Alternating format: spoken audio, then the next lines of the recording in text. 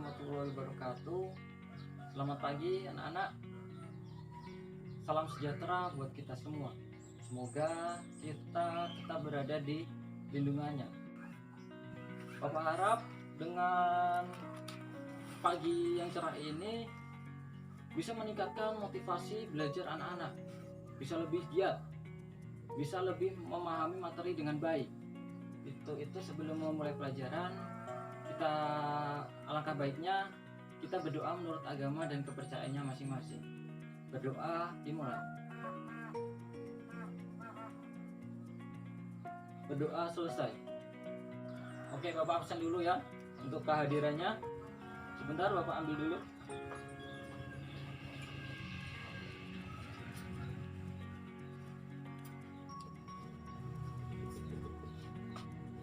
Pak Heru. Oke. Pak Heru kemana ini? Belum datang ya? Husnan. Husnan hadir. Kemudian Tony. Oke, Tony ya ada. Faiz. Oke, Faiz ada. Wahyu. Oke, Wahyu ada. Oke, materi pada pagi hari ini adalah Kerajaan Majapahit. Dari materi ini terdapat kompetensi dasar di dalamnya, yaitu kompetensi dasar 1.2, menganalisis perkembangan negara kerajaan Hindu-Buddha di Indonesia. Kemudian ada nilai karakter yang terdapat di dalamnya, yaitu adalah karakter dari Patih Gajah Mada. Mahapati Gajah Mada ini memiliki karakter yang berani, cakap, cerdas, dan gigih, serta visioner. Patih Gajah Mada ini bertekad untuk menyatukan Nusantara bawah panji-panji Majapahit. Belum kita memulai pelajaran pada pagi hari ini, Bapak akan mengulas sedikit mengenai pelajaran minggu lalu. Ada yang masih ingat pelajaran minggu lalu? Iya, benar sekali. Nah, Tony, pelajaran minggu lalu adalah mengenai Kerajaan Kutai dan Kerajaan Tarumanegara. Untuk Kerajaan Kutai ini adalah kerajaan pertama Hindu-Buddha di Indonesia. Sekarang kita akan membahas mengenai Kerajaan Majapahit. Kerajaan Majapahit ini terletak di Mojokerto sekarang anak-anak. Ada yang tahu kenapa dinamakan Kerajaan Majapahit? Ada yang tahu? Oh, baik, Bapak akan jelaskan kalau nggak ada yang tahu. Kenapa dinamakan Majapahit? Dahulu kala, Raden Wijaya ini adalah sebagai pendiri dari Kerajaan Majapahit mengadakan gotong royong di sebuah perkampungan di daerah Tarik. Dan pada waktu itu Raden Wijaya beserta rombongannya itu kehabisan bekal makanan. Sehingga pada waktu itu istri dari Raden Wijaya itu mencari sumber makanan yang berupa buah-buahan, sayur-sayuran, dan tumbuh-tumbuhan. Dan pada waktu itu menemukan buah maja di sekitar daerah Tarik itu. Sehingga buah maja itu diambil oleh istri Raden Wijaya, kemudian dimakan dan rasanya pahit. Kemudian dari itu daerah Tarik itu sendiri mulai dikenal dengan nama Majapahit. Kemudian kita akan membahas mengenai Kerajaan Majapahit. Di sini kita akan membahas secara rinci. Yang pertama ada politik, terus ada sosial, ekonomi, sumber sejarah, hingga kemunduran dari Kerajaan Majapahit. Untuk yang pertama, kita akan membahas mengenai politik. Jadi begini anak-anak. Politik dari Kerajaan Majapahit ini, pertama, sistem pemerintah itu didirikan oleh Raden Wijaya. Raden Wijaya ini adalah sebagai pendiri dari Kerajaan Majapahit. Kemudian setelah Raden Wijaya itu wafat, kedudukan singgasana kerajaan diserahkan kepada anaknya yang bernama Jayanegara. Jayanegara ini adalah sebagai pemimpin dari Kerajaan Majapahit setelahnya, pada masa dari Jaya Negara, kerajaan Majapahit ini mengalami beberapa kali pemberontakan. Ada pemberontakan Ranggalawe. Pemberontakan Ranggalawe ini terjadi pada tahun 1309 Masehi. Kemudian ada pemberontakan Lembu Sora. Pemberontakan Lembu Sora ini terjadi pada tahun 1311. Kemudian setelahnya, 2 tahun setelahnya, muncul pemberontakan Gajah Biru. Pemberontakan Gajah Biru ini terjadi pada 1312. Kemudian ada pemberontakan Demung. Pemberontakan Demung juga terjadi pada tahun yang sama, pada tahun 1312. Terus ada pemberontakan Nambi yang terjadi pada tahun 1316. Kemudian setelahnya ada pemberontakan Kuti. Pemberontakan Kuti ini terjadi pada tahun 1319. Setelahnya ada pemberontakan Semi yang terjadi pada tahun yang sama. Kalau dilihat dari catatan historisnya, ternyata pada masa Jaya Negara ini terjadi banyak sekali pemberontakan. Dari pemerintahan Jaya Negara ini, ternyata pemberontakan Kutilah, pemberontakan Kuti yang bisa dikatakan pemberontakan yang paling besar atau yang berdampak paling besar bagi pemerintah kerajaan Majapahit pada masa Jaya Negara. Mengapa demikian? Karena pemberontakan Kuti inilah bisa menduduki ibu kota. Dari pemberontak itu bisa menduduki ibu kota dari kerajaan Majapahit dan menyebabkan Jaya Negara sebagai pemimpin kerajaan Majapahit itu mengasingkan diri, sehingga hal itulah yang menyebabkan mengapa pemberontakan Kuti ini bisa dikatakan pemberontakan yang paling besar atau yang berdampak cukup besar bagi kerajaan Majapahit. Namun berkat kecakapan dari Gajah Mada, pemberontakan Kuti dapat ditumpas dengan baik. Kemudian setelah Jaya Negara meninggal, Majapahit diserahkan tatanya kepada Tribhuwana Tunggadewi. Dan pada masa pemerintahan Tribhuwana Tunggadewi ini, Gajah Mada diangkat sebagai Mahapati di kerajaan Majapahit. Kemudian setelah Tribhuwana Tunggadewi ini meninggal, digantikan oleh putranya yang bernama Hayam Wuruk, putra dari Tribhuwana Tunggadewi. Siapa di sini yang tidak mengetahui Hayam Wuruk? Hayam Wuruk hampir semua sudah mengetahui Hayam Wuruk dan Mahapatihnya Gajah Mada. Pada masa pemerintahan Hayam Wuruk ini, kerajaan Majapahit itu mencapai puncak kejayaan. Pada masa Hayam Wuruk juga ini, hampir semua wilayah di Nusantara atau daerah-daerah Nusantara itu dikuasai oleh kerajaan Majapahit di bawah panji-panji pemerintah Majapahit. Pada waktu itu hanya kerajaan Sunda di Jawa Barat yang belum berhasil dikuasai. Makanya pada pemerintahan Hayam Wuruk ini, anak-anak mengadakan sebuah diplomasi kekeluargaan, di mana Hayam Wuruk ini ingin menikah dengan Dyah Pitaloka. Namun gara-gara ini juga terjadi perselisihan. Ada yang tahu perselisihannya antara Hayam Wuruk dan Gajah Mada? Ya, ada yang tahu? Iya, itu benar sekali. Perselisihan ini menyebabkan adanya perang bubat antara kerajaan Majapahit dengan kerajaan Sunda, yang menyebabkan renggangnya hubungan antara Gajah Mada dan Majapahit. Itu adalah sebuah kesalahan komunikasi antara Hayam Wuruk sebagai raja dan patihnya Gajah Mada sebagai Mahapati. Kemudian ada banyak sekali raja yang memimpin kerajaan Majapahit, hingga pada akhirnya tahta dari tahta kerajaan Majapahit ini jatuh pada Patih Udara. Namun sangat sedikit sekali bukti yang mengatakan bahwa Patih Udara ini yang merupakan raja terakhir dari kerajaan Majapahit. Kemudian setelah itu kita akan membahas mengenai keadaan sosial. Keadaan sosial di kerajaan Majapahit ini sangat kental akan Hindu.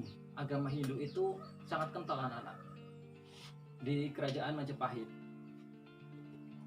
Selain ada 4 kasta di kerajaan Majapahit, Brahmana, Waisya, Sudra, dan Kesatria, ada 3 kasta lagi di masyarakat.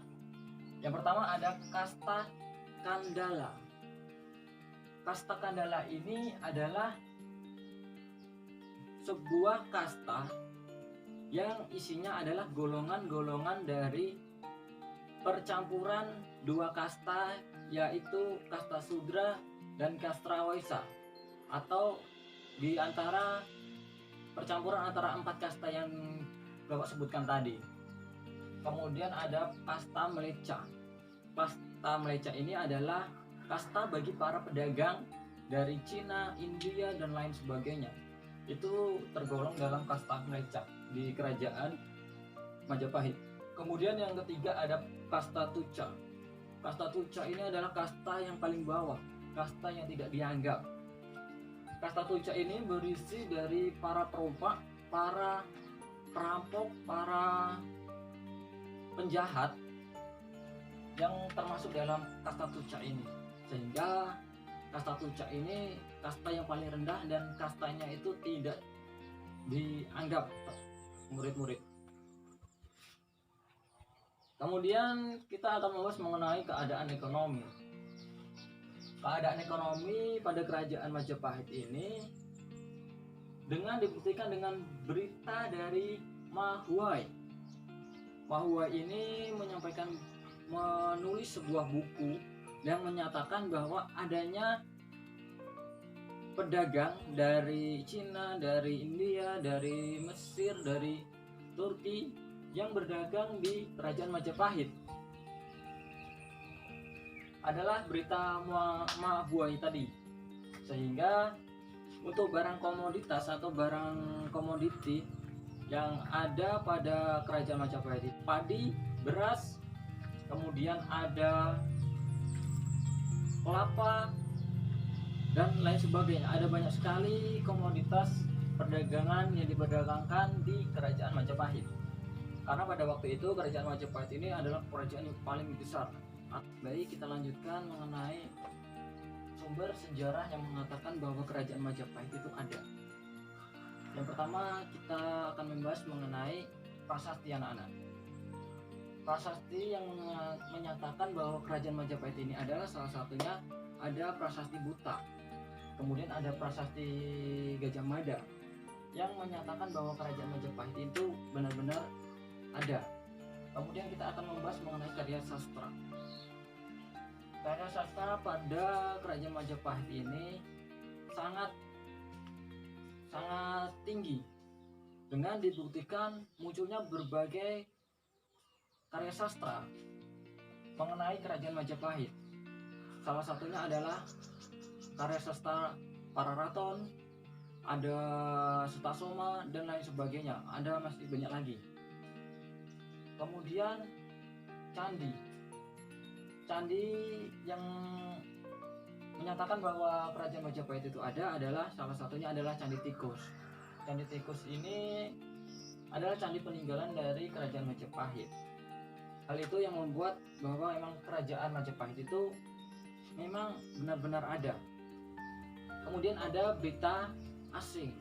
Berita asing ini seperti kronik Cina, terus ada berita India, berita Arab. Kemudian ada ditemukannya arca tentang kerajaan Majapahit. Kemudian ada ditemukannya uang koin. Oke, kita akan membahas mengenai aspek kemunduran. Aspek kemunduran dari kerajaan Majapahit. Yang pertama ada hal yang membuat kerajaan Majapahit ini mengalami kemunduran adalah Perang Paragreg. Perang Paragreg ini asal anak-anak ketahui adalah perang saudara antara Bre Wirabumi dengan Wikramawardhana. Ini yang membuat struktur pemerintahan kerajaan Majapahit itu mengalami kemunduran. Kemudian tidak adanya pemimpin yang cakap. Seperti yang anak-anak semua ketahui, setelah meninggalnya Gajah Mada dan Hayam Wuruk, di dalam kerajaan Majapahit ini tidak memiliki pemimpin-pemimpin yang cakap lagi seperti Gajah Mada dan Hayam Wuruk. Kemudian adanya nepotisme dari kerajaan keluarga, itu yang membuat kemunduran dari kerajaan Majapahit.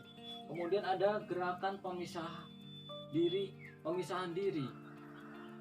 Seperti yang kita ketahui, setelah Hayam Wuruk ini meninggal, dengan beralih singgasana kerajaan Majapahit, banyak daerah-daerah itu yang melepaskan diri dari wilayah Majapahit atau melepaskan diri dari wilayah kekuasaan Majapahit atau dari panji-panji kekuasaan kerajaan Majapahit. Ini yang membuat kemunduran dari kerajaan Majapahit. Kemudian ada kemunduran perdagangan. Ya, kemunduran perdagangan. Seperti pelabuhan-pelabuhan itu sudah tidak beroperasional lagi, yang menyebabkan kemunduran perdagangan pada kerajaan Majapahit. Ya, di sini Bapak ada sedikit pertanyaan. Barang siapa nanti yang bisa menjawab, Bapak kasih hadiah. Bentar, Bapak ambilkan hadiahnya dulu.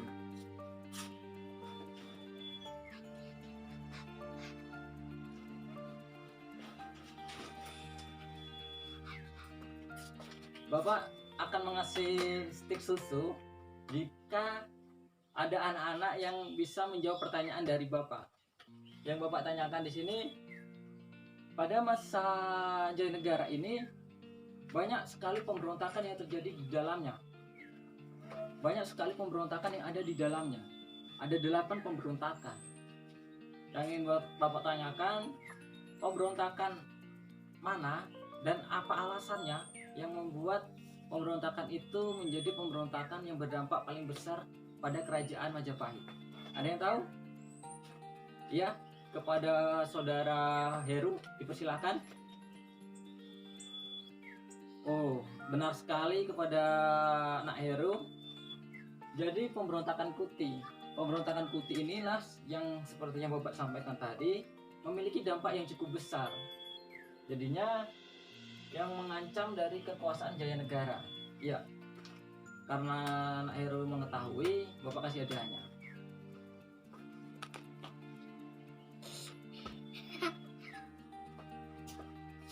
Jadi inilah